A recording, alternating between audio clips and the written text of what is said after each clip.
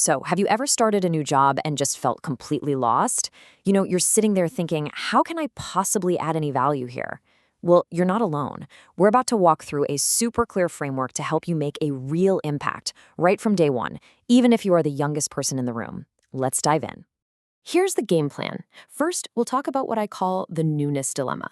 Then, we'll get into a really powerful framework, the 4 pillars of value. After that, we'll see how it all plays out in a real career. I'll give you an actionable toolkit, and we'll wrap up by looking at the real motivation behind all of this, the drive to be useful. All right, first up, the newness dilemma. You know exactly what this is. It's that challenge of starting completely fresh. Look, it doesn't matter if you're 22 or 52. When you start a new job, there's always that period of newness.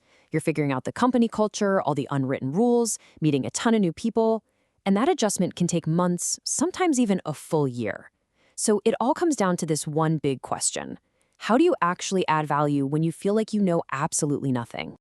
And that is the absolute key. The answer isn't to just, fake it till you make it. Nope.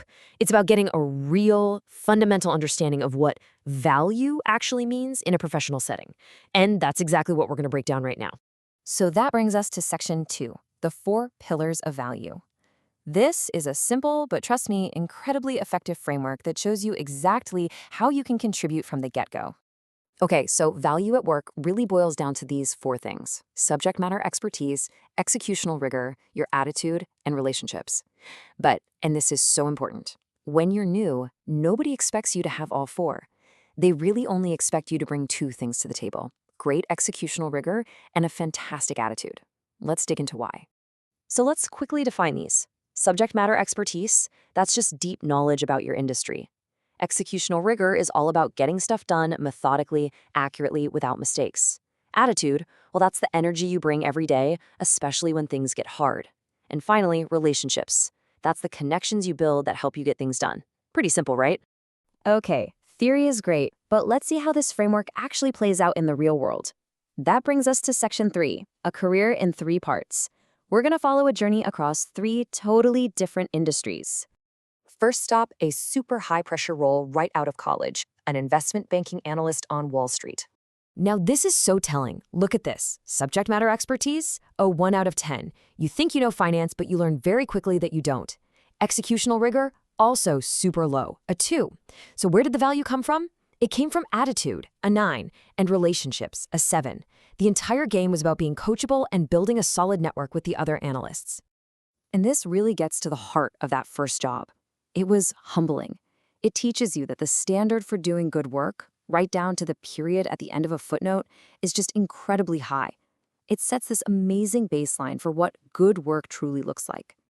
So what happens next? Let's see how those pillars shifted in the second role, as a management consultant at the Boston Consulting Group. See the shift here? Subject matter expertise is still pretty low, a 3 out of 10, because you're constantly jumping between new industries.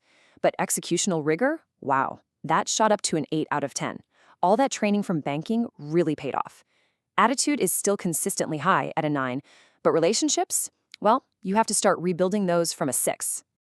And now for the final stop on this journey, a strategy role at a massive, incredibly complex company, Google. So by this point, subject matter expertise is a solid 6, and execution is still a strong 8. Attitude, as always, a 9. But look at relationships. It's not even a number anymore. It's just critical. In a huge, sprawling organization like that, it becomes the single most important pillar for actually getting anything done. And this is such a huge lesson. You can be amazing at your job, you can have the best attitude in the world, but if you can't work with people in finance or sales to get what you need, you just can't be effective. It's as simple as that. Okay, so we've seen the framework in action. So what about you? What can you do starting tomorrow? Let's get right into it. Section 4, your actionable toolkit.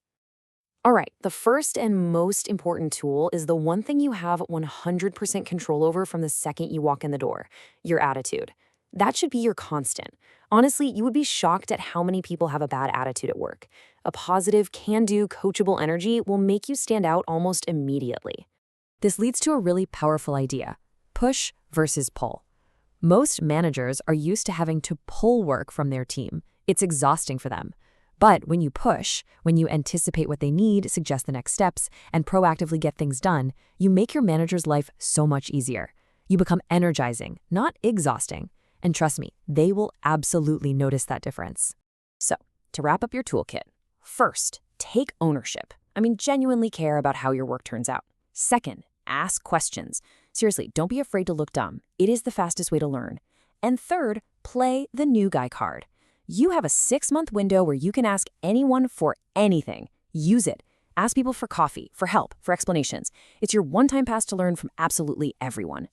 Okay, for our last section, let's tie all this practical advice to something a little deeper, to the real human motivation behind it all. Section 5, the drive to be useful. A journalist was interviewing military veterans and found something just fascinating. A lot of them said they wanted to go back. Now, that sounds crazy, doesn't it? Why in the world would anyone want to return to a battlefield they were lucky to escape? And the answer is actually really profound. It's because we all have this fundamental, built-in human need to feel useful. We want to contribute. We want to be a valued part of a team and know that our effort really matters. It's a core human drive. So remember this. The beginning of your career, or any new job, it might be difficult. You're going to be challenged. But if you focus on your attitude, on your execution, and on that fundamental drive to just be useful, it will not go unnoticed. It might not happen overnight, but over time, you will slowly become the kind of person that people just can't help but notice.